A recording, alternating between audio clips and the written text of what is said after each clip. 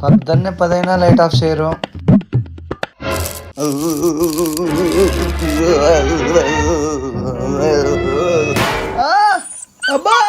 Current shock గట్టిగా తగిలిందా కార్తీక్? ఆ శాఖ నన్ను కొట్టిండేదే గట్టిగా తగిలిందే.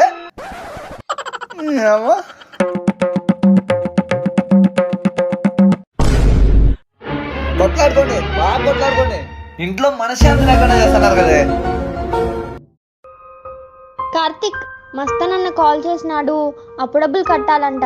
ఎంత సంపాదిస్తున్నావు? ₹1 కూడా మిగలడం లేదు. సరే అన్నకు మళ్ళీ ఇస్తానని చెప్పు, నేను ఆఫీస్ పోయి వస్తా.